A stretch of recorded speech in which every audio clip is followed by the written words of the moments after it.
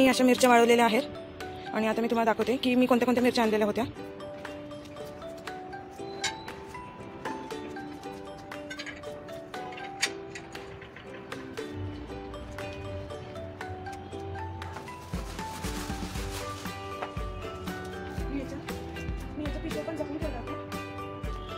मी ह्याच्या पिशव्या जपून ठेवल्या होत्या आणि मी प्रत्येक पिशवीवर त्याचं नाव दिलेलं आहे, जसं की ही आहे संकेश्वरी, गावरान, आणि मी त्याचा फोटो सुद्धा जपून ठेवलेला आहे। मला जी दिसते लाईट रेड कलरची ती आहे गावरान, त्याच्यामध्ये म्हणजे मधली जी मिरची आहे ती आहे बॅडगी मिरची। आता ही संकेश्वरी मिरची आहे ती मी आता भरून घेतली आहे, तुम्ही इथं बघू शकता। त्याच्यानंतर मग दुसरी मिरची ही आहे गावरान मिरची, ती पण मी भरून घेतली आहे।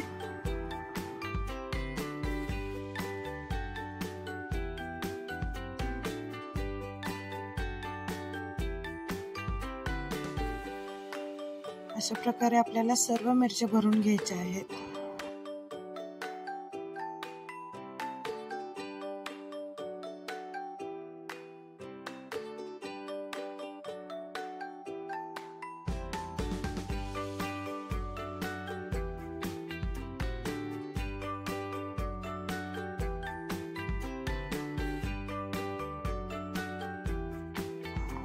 आणि मग काय करायचं, हे सगळे मिरची भरून झाल्यानंतर आपल्याला जसं वेळ मिळेल तसं मग त्याचे देठ काढायला बसायचं। मग तुम्ही आज बसा, 2 दिवसांनी कधी पण बसा, पण मेक शुअर की ह्याला वारं लागतं, म्हणजे काय म्हणतात त्याला मॉइश्चर लागतं कामा नाही। आणि ते ह्या मिरच्या जेवढ्या आपण ट्राय केल्या आहेत त्या पूर्ण परत असं मॉइश्चर येऊन त्या सॉफ्ट होतात, ठीक आहे। सो ह्याची काळजी घ्यायची आहे। मग आता आम्ही देठ काढतो। मम्मी आली होती घरी, मग मम्मीनी आणि मी दोघींनी मिळून देठ काढलं। आमच्या ईशाला पण खूप उत्सुकता असते देठ काढायची, सो ईशाने पण हे देठ काढायला आम्हाला मदत केली आहे। आणि आपण जेव्हा पण मिरच्यांचे देठ काढतो तेव्हा आपल्याला पहिलं हाताला तेल लावायचं आणि मगच मिरच्यांचे देठ काढायचे। त्याने काय होतं की आपल्या हाताला चुरचूर होत नाही आणि तिखट लागत नाही।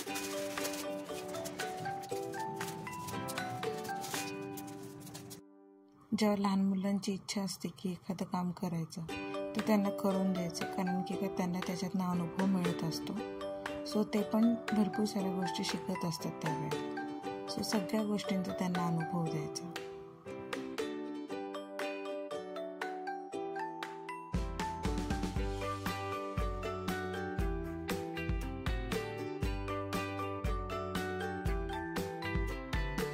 आता मिरच्यांची देठं वगैरे काढून झाल्यानंतर मी जो काळा मसाला बनवणार आहे त्याचं सगळं मी हे सर्व साहित्य व त्याचे प्रमाण तुम्हाला डिस्क्रिप्शन बॉक्समध्ये देते, तुम्ही तिथे चेक करा।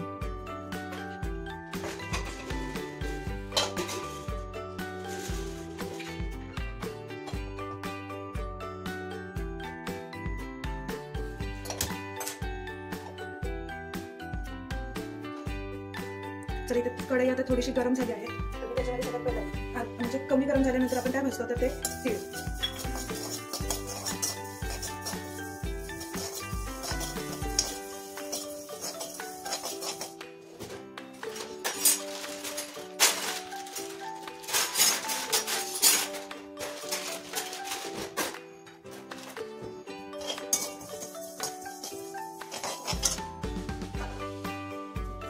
मी तीळ भाजते आहे, इथे ईशा आली आहे।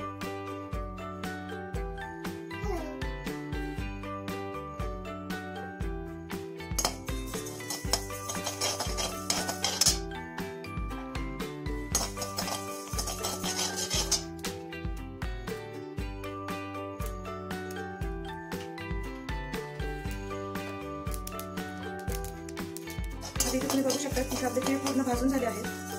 आता गॅस थोडा कमी करायचा, कारण त्याच्या नाही तीळ परततात, त्याच्यामध्ये मी लगेच घालून आहे खसखस, कारण तिला खसखस लगेच जळते आणि ती अशी लगेच भाजायची आणि तळून द्यायची।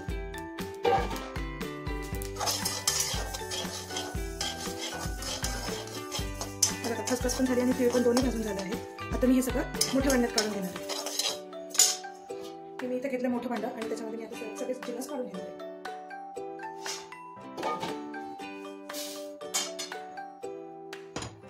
आता मी ह्याच्यामध्ये भाजणार आहे खोबरं, त्याच्या पहिला मी भाजणार आहे धने, ज्याला जसं भाजता येतं त्याने तसं भाजा. मी 2 बॅचेसमध्ये, ही एक बॅच आणि ही एक बॅच, असं 2 बॅचेसमध्ये भाजणार आहे.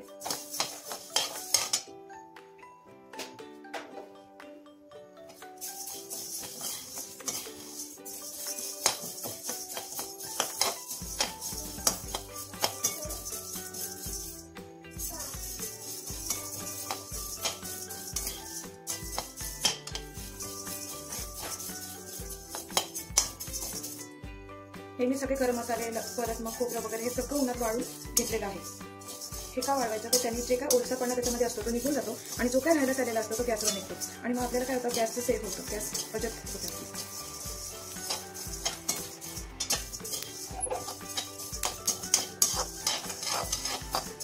हे सतत चालवत राहायचं नाही तर धने करपतात.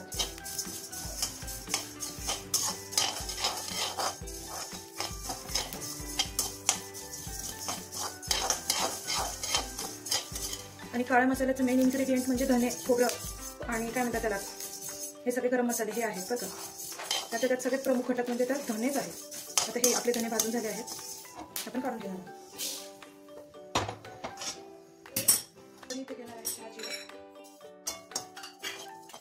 जे मसाले आपल्याला फक्त भाजून घ्यायचे आहेत ते मसाले आता मी पहिले भाजून घेणार आहेत. जे विदाऊट तेलाचे आपल्याला भाजायचे ते वाले मसाले.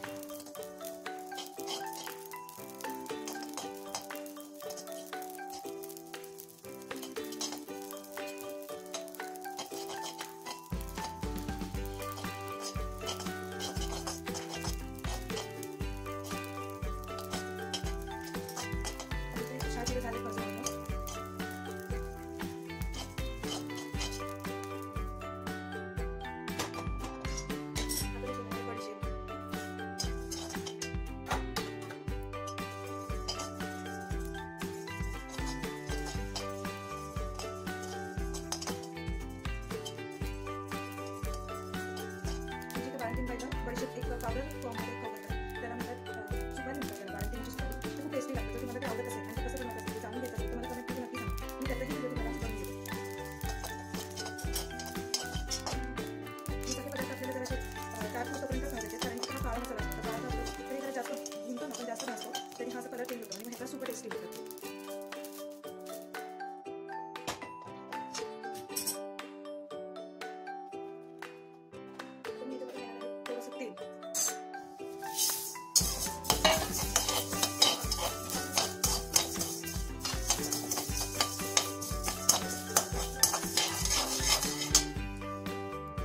इथे आपले धने भाजून झाले आहेत.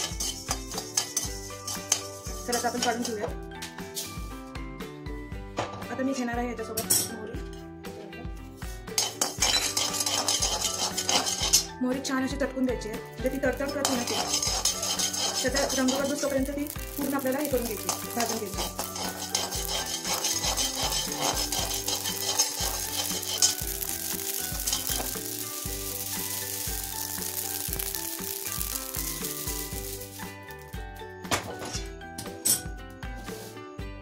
आता मी याच्यामध्ये घेणार आहे जिरं.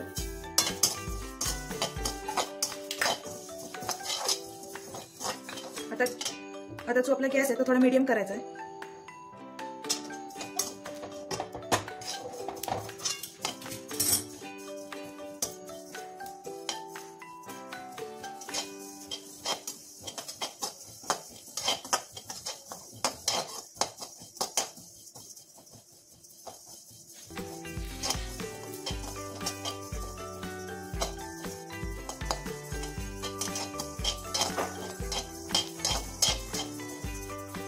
हे आपल्याला समजतं कसं भाजून होतंय आणि काय होतं ते.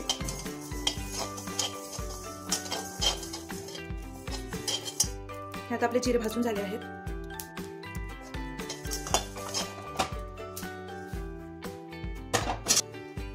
एक पण दिसत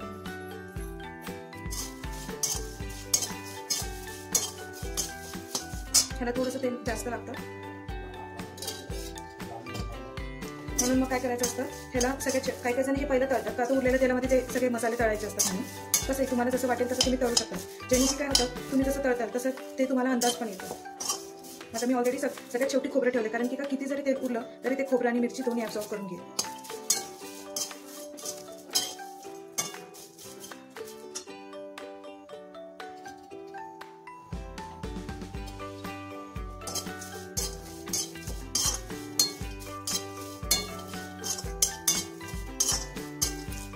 जसं दगडी फूल भाजत जातं तसं तसं ते छोटं छोटं होत जातं.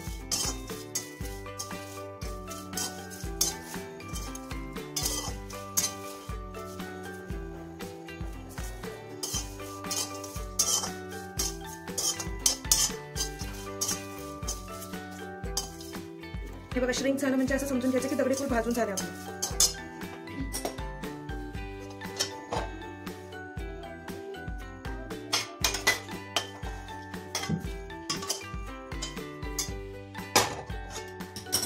आता मी भाजणारे तमालपत्र.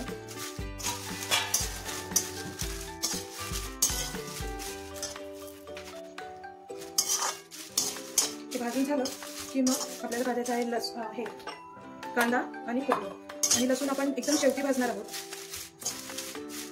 या मसाल्यामध्ये कांदा लसूण एकदम ऑप्शनल आहे. ज्याला हवंय त्यांनी घ्यायचं, ज्याला नको असेल त्यांनी स्किप करायचं.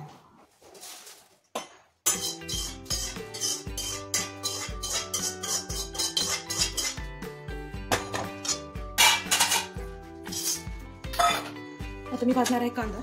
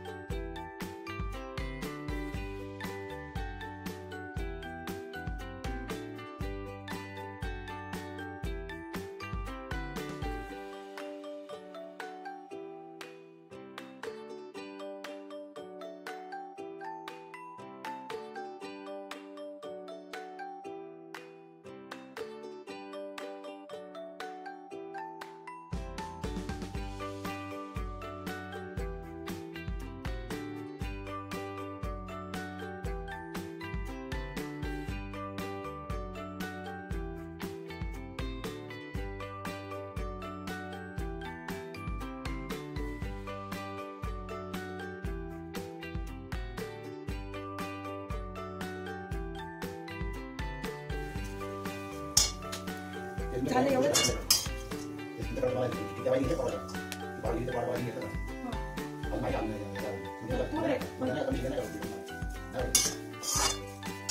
हा इथे आपला कांदा तळून झाला आहे आणि अशा रीतीने हा कांदा जो असतो हा असं परतून घ्यायचा. काही जण तळून पूर्ण घेतात, काही जण परतून घेतात, तर मी परतून घेत असते.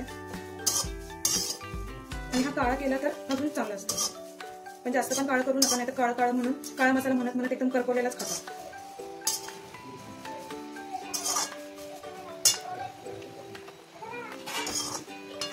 हा कांदा जेव्हा पण आपण काढतो तेव्हा वेगळा काढायचा.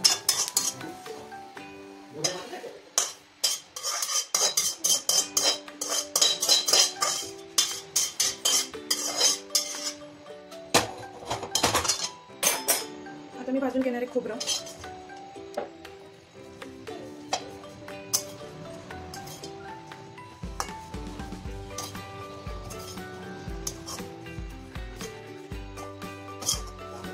तुम्ही कापून घातलं खोबरं तरी चालेल, पण एक शुअर करायचं की तो खोबरं जे आहे ते आतपर्यंत तळलं गेलं पाहिजे. कारण की खोबरं असं असतं की जर ते व्यवस्थित तळलं नाही गेलं तर त्याचा आपल्याला असा खवचा वास लागतो आणि मसाला खराब व्हायचे चान्सेस असतात. सो पहिला मी काय करते, असं पहिलं खोबरं भाजून घेते आणि मग शेवटी त्याच्यामध्ये काय म्हणतात त्याला तेल घालते, ज्याने की काय होतं की आपला जो खोबरं आहे एकदम छान असं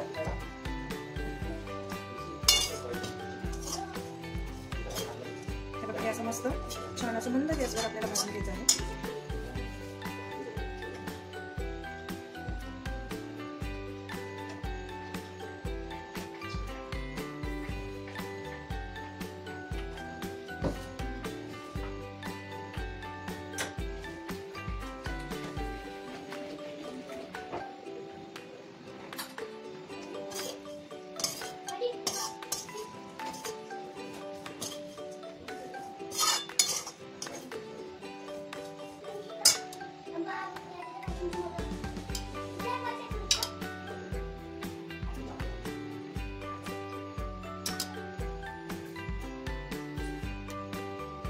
असं तेल टाकून घेतलं.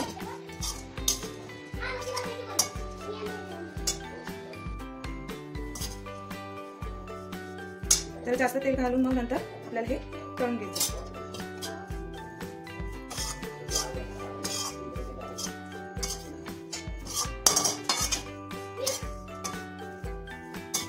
खोबरं भाजायला जरा जास्त वेळ लागतो.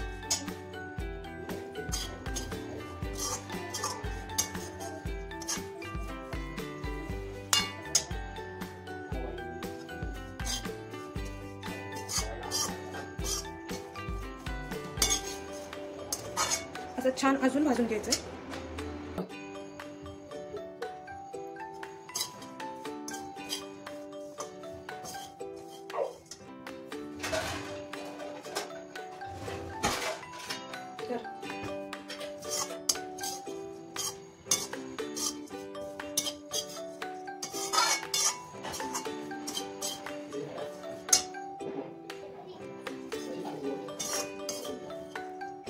हे बघा, हे असं मस्त असं ब्राऊन ब्राऊन होऊन द्यायचंय. हे गोल्डन कलर झालेला आहे आता. आणि आता याच्यामध्ये घालायचं आहे.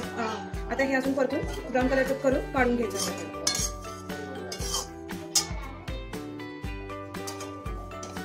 हे असं मस्त ब्राऊन झालं आहे. आणि आता हे खोबरं मी काढून घेणार आहे. चला, तर आपले सगळे जिन्नस भाजून झालेले आहेत. आणि लसूण आपला जो आहे तो आता सोलल्यानंतरच भाजला जाईल. ही पळी आहे माझी, तर मी पळीवर घालून घेईन.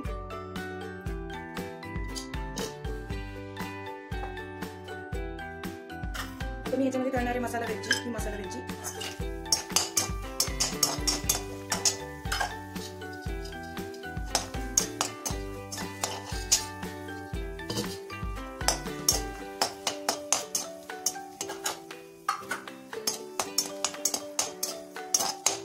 हे बघा कशी छान अशी फुगली मसाला वेलची.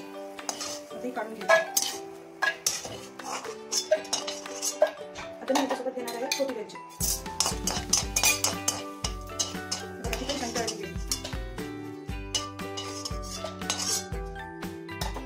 मी याच्यामध्ये घेतात मेथ्या, मिरे. साबुदाणा मिरे खूप फुटतात, सो गॅस बारीक करूनच हे सगळं करायचं.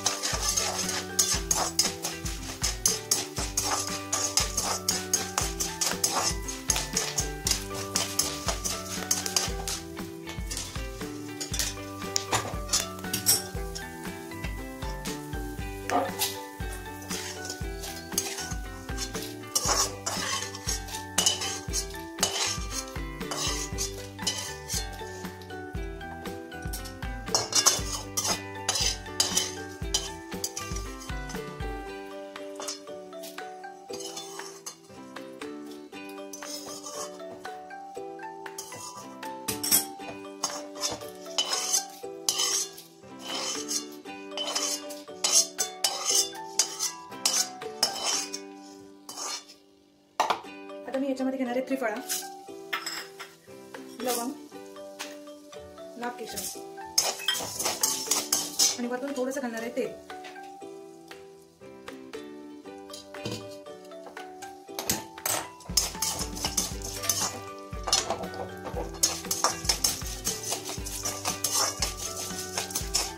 हे एकत्र तळलं तरी चालतं, कारण की काय ह्याचं सगळ्यांचं हे जे 3 त्रिफळा, लवंग आणि नागकेशर हे तिघांनी एकसारखंच तळलं जातं. यांचं टेम्परेचर बॉइलिंग पॉईंट जो म्हणतो तो सेम आहे.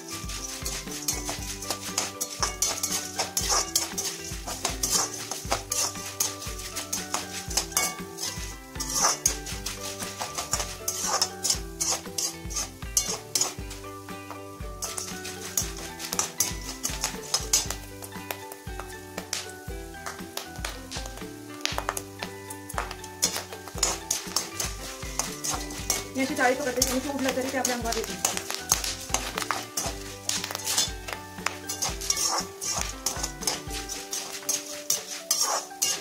बघा दिसलं काय कसं फुललं आहे, लवंगापेक्षा छान फुलले आहे. चला आपण काढून घेऊया.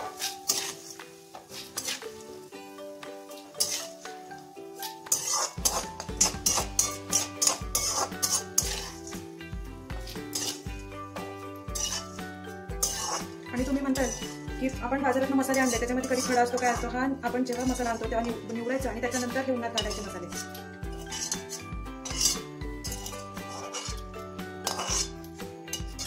आता मी याच्यामध्ये घेणार आहे चक्री फूल,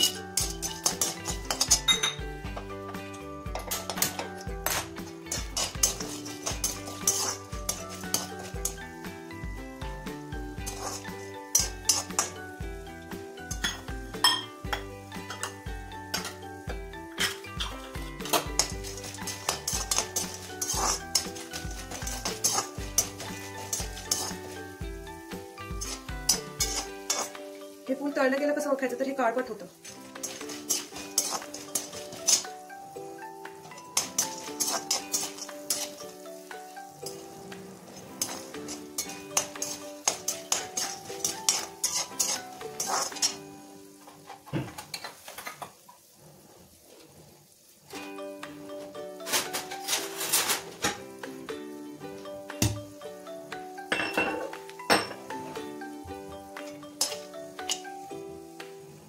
त्याच्यामध्ये मी टाकलं जायफळ.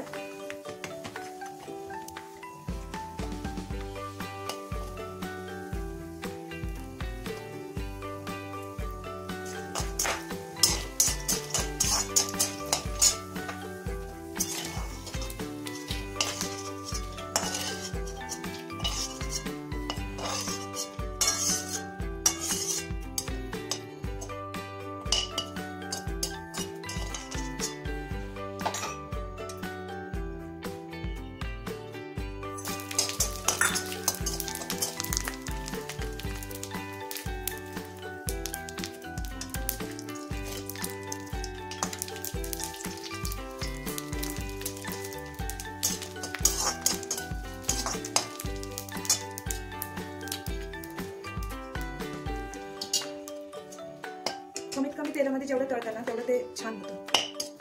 अंगावर कमीत कमी उडतं, म्हणून कमी तेलामध्ये छान असं तळायचं.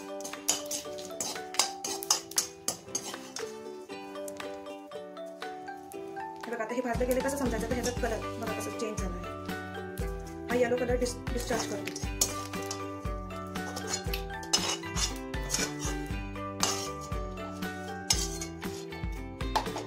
आता ही जी पत्री आहे, ही पत्री म्हणजे काय, तर जे आपण नटमेग जे असतं ना, नटमेगला काय म्हणतात बरं, हे नटमेगच्या वरती असतं, जे आता आपण तळून घेतलं.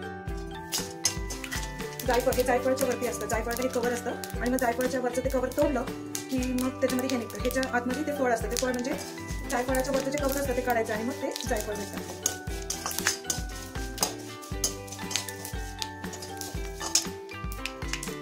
हे बघा इथं हे भाजून झालं आहे.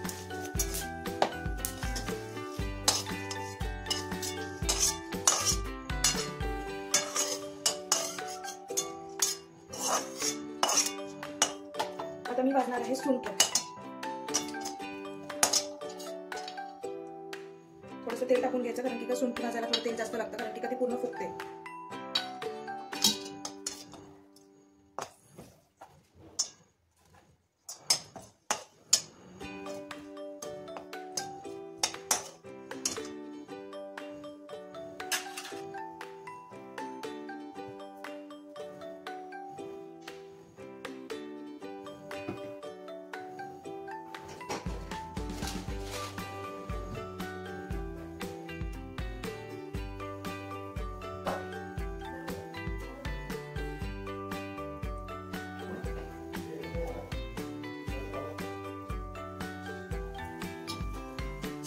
ही हळकुंड हे सुंठ आपलं तळून झाले, असेच हळकुंड पण तळून निघते.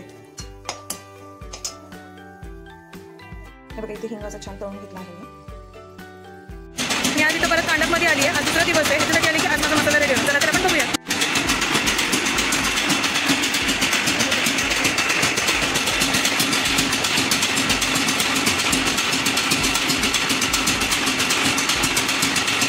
असं हे लाल तिखट तळून घेतात.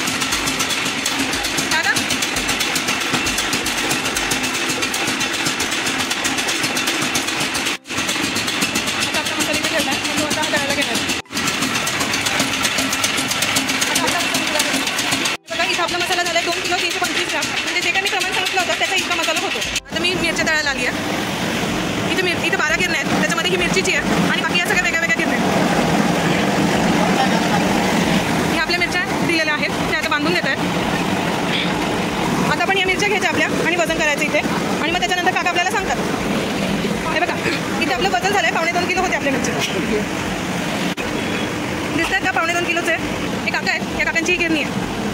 तर आज आपला काळा मसालाही झाला, लाल मसालाही झाला, आणि आता आपण घरी निघालो आहोत. चला घरी गेल्यावर मी तुम्हाला सगळे मसाले कसे झाले ते एकदम सविस्तरपणाने व्यवस्थित असे दाखवतो. ठीक आहे, चला तर भेटूया. आता आपण घरी आलो आहोत. मी तुम्हाला तिखट दाखवते जे काही आपण बनवून आणले ते. हे आहे हे संकेश्वरी मिरचीचं तिखट आहे, म्हणजे लाल तिखट आहे. त्याच्यासोबतच मी यावेळेला बेडगी मिरचीचं पण तिखट केलं आहे, ते म्हणजे हे केलं आहे ते कलरसाठी. आणि त्याच्यासोबत आपलं आलं आहे काळं तिखट. बघा आपण जेवढं मीठ दिलं होतं ते त्यांनी सगळं वापरलेलं नाही आहे, त्यांना जितकं लागतं तेवढं घेतलं, बाकीचं आपल्याला मीठ परत त्यांनी पाठवलं आहे घरी. पहा काय मस्त वास येतोय काळ्या मसाल्याचा.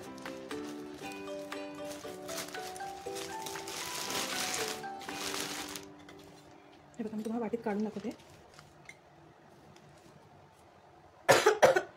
तसं ते हे बघा कसा सुंदर असा कलर त्याचा आलेला आहे, मला दिसतोय का मस्त.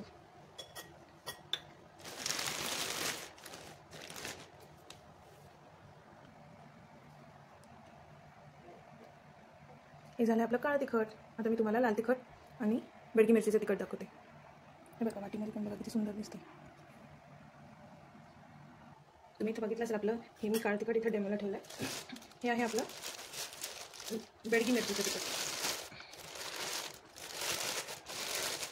लाल रंग येण्यासाठी. बघा दिसलं का कसा सुंदर लाल रंग आला त्याला.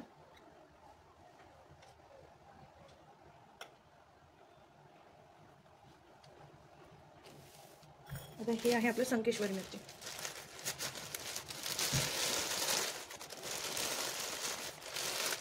खूप तिखट आहे.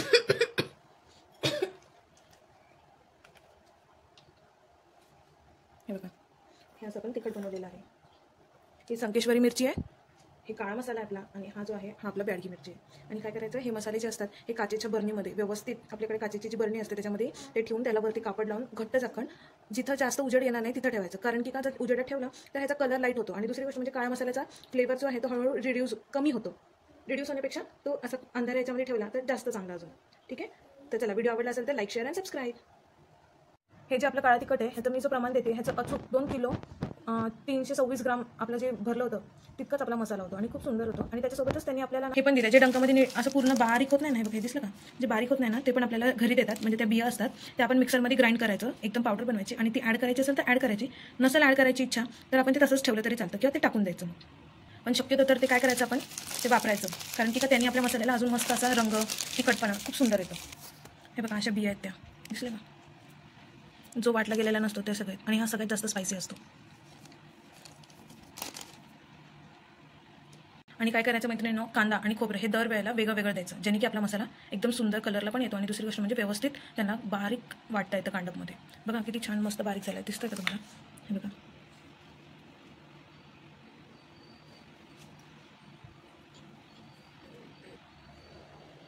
अशाच नवनवीन व्हिडिओसाठी आमच्या चॅनलला फॉलो करा.